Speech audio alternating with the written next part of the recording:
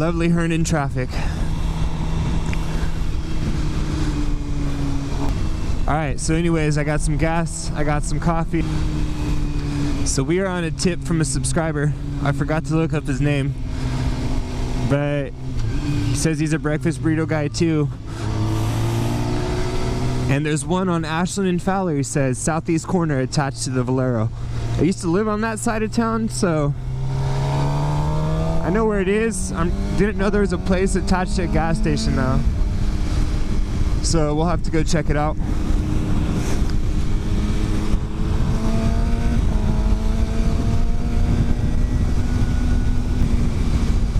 Oh man, it feels good to have my bike back. No class on a Friday, so here I am. It's the first time I haven't had a Friday class in like 2 years, so fucking loving it.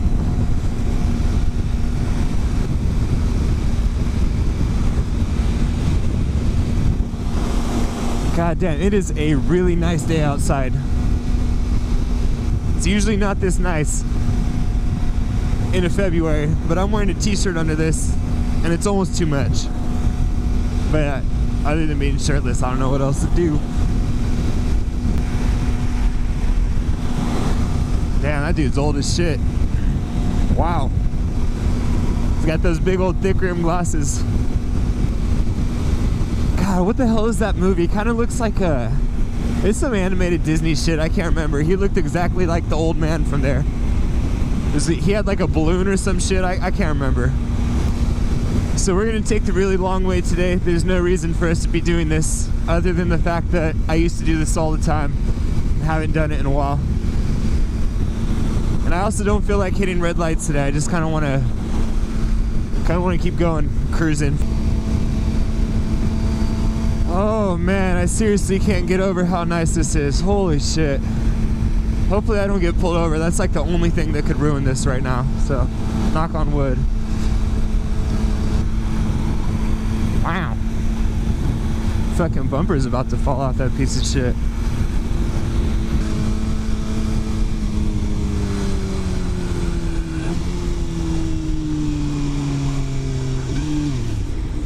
What the fuck? I just downshifted in my second and my bike just kicked itself out of second gear. What the fuck? Is this the wheelie syndrome? What's going on over here? It does that every now and then, once in a blue moon. Like, if I downshift into second, it'll pop out into neutral. And sometimes I have trouble getting it up from first into neutral. Wonder if there's a fix for that. I don't know why it pops out of gear either. That's weird.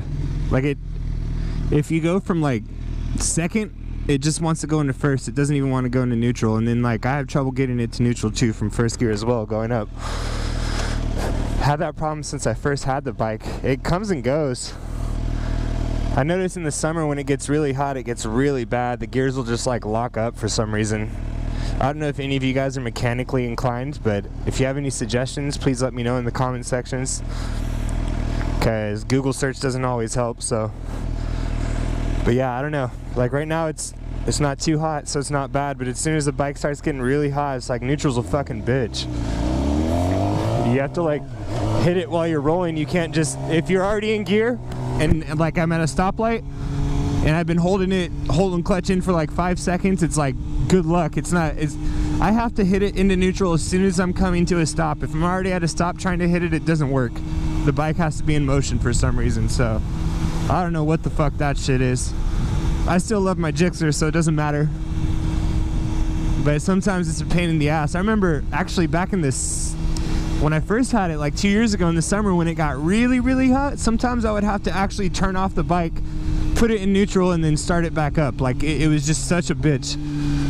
I've never seen anything like it. And then I think some guy at Clausen told me that sometimes with like bikes that are bigger than a 600, that I can't remember what exactly he said, like the forks get bent or something. Again, not very mechanically inclined, I don't know. But he says on the torquier bikes it's a lot easier for there to be problems in the gears down low, so I don't know how much truth there is to that, but oh, they got rid of that shitty pizza place, huh? No offense if any of you guys liked it. I remember I got it one time. It was garbage. I used to live in, what was it? Next Street, that's right.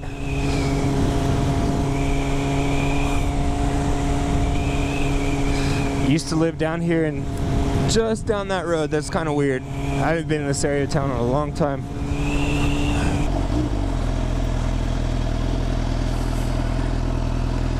Man, riding in the city, speed limit of 40.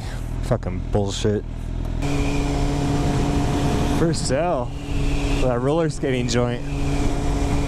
Wow. We had our work party there once. It was fucking really awkward. One of my former managers, she doesn't work where I work anymore. She was the head honcho pretty much. She fucking hated my ass, dude. She hated me. And it was funny. I used to live in this area and we were having a work party. And I was like, fuck it, I'll show up to the work party. What the fuck is the helicopter doing out of here? And so we went to this roller skating joint and I showed up super early. And it was awkward. It was seriously like the two managers that hated my guts and then like one other person. And I was just like, why am I here? But it was at that roller skating place and it was just sad because it was like, you could tell it was on its last limb, you know? Like, they opened it especially for us and I think we hooked them up with gift cards. I don't even know if we actually paid them money. And then it's like a family-owned place. Like, they're really cool and everything, but I don't know. It just seems like it doesn't get that much business.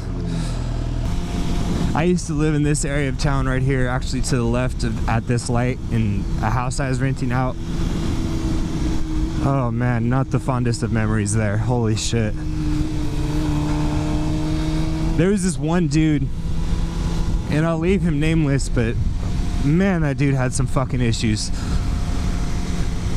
He, like, on the first day came up and was all like trying to be buddy-buddy with you, like, hey bro, welcome to the house, blah blah blah blah blah. And it was like, it was a borderline halfway house. Like, before my girlfriend and I moved in together, I moved in there because the house had solar on it, so like we didn't have to pay PG&E, we didn't have to pay any of the bills. The rooms were all on individual leases, so actually like a couple of people that lived there had like just gotten out of jail and shit. So, and they were actually the coolest ones. That was the funniest thing, is they had a house manager there, and this dude was fucking something else, man. So the reason I really liked living there, it was a month-to-month lease, and rent was like, god damn it, there's so many fucking bumps here. Oh my god. Whew. There goes all my breakfast. It was $500 a month on a month-to-month lease for a room in the house, and it was an individual lease, and you didn't have to pay bills. Like, everyone was on their own, you know. Fucking, if homeboy wanted to move out, we didn't have to go find another roommate. The landlord took care of all that, and it was like, it was a pretty sweet deal at the time. But this dude that was the house manager there was this guy that really had, like, you know, someone that's super insecure, and to make up for it, they project like how badass they are and how much money they are and how well off they are and all this other shit. Man, this dude had issues. I don't even want to bring it up. It's just pissing me off. But he was like 35, 40 something years old, worked part-time as a door-to-door salesman, didn't have a car, and he was always bumming shit off people, always bumming cigarettes, always bumming weed, always, oops. And it was one of those things, like, you would hit him off like 9 or 10 times and he'd get you back like once in a blue moon. But he was all up in your business. It got to the point where I had to move out because he was lying to the landlord. And I'm like, dude, this dude's going to my room stealing shit. He has like a keys to rooms, I can prove it, blah blah blah blah blah. He's like, he'd wake up in the morning and just harass me, tell me I'm being too loud and shit. But he'd wake up specifically when I woke up and just wait for me every morning when I left for school. Like, this dude would fucking follow me around. It was creepy, man. Yeah, I should stop talking about it. But he was also one of those dudes that, like, the slightest amount of power went straight to his head. Like, It was unbelievable to see it. He would act like your friend one day, and then because he was house manager, and really his job was make sure the house doesn't burn down and collect all the mail that comes in, and then collect everyone's rent, and then occasionally let them in their room if they lock themselves out with the master key that you have. That was literally the extent of his responsibilities, and he took it as if he was like the president of the United States. It was ridiculous. Like, he'd be out there breaking the rules with us, and rules that he thought were stupid, and be like, oh, well, the landlord wants us to do this, but if we all agree to be cool about it, we'll do it anyways, like smoking in the garage and stuff. And then we'd, you know what I mean? And so I was like, yeah, whatever, dude. Like, you're the house manager here. You're the one that's going to get in trouble. Oh, is he talking about Arsenio's? No, wait. This dude comes all the way over here for Arsenio's? Okay, I've been to a couple Arsenio's before, and they've been hit and miss.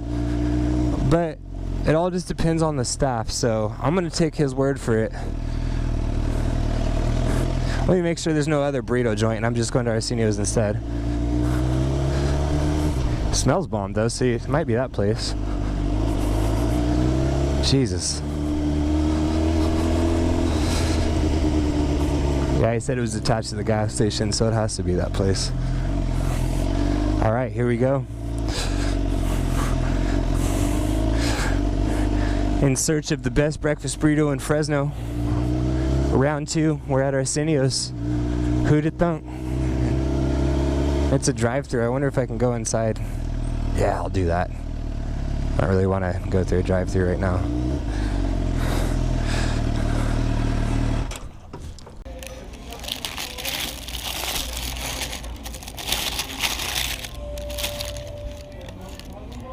Yeah, that shit's bomb.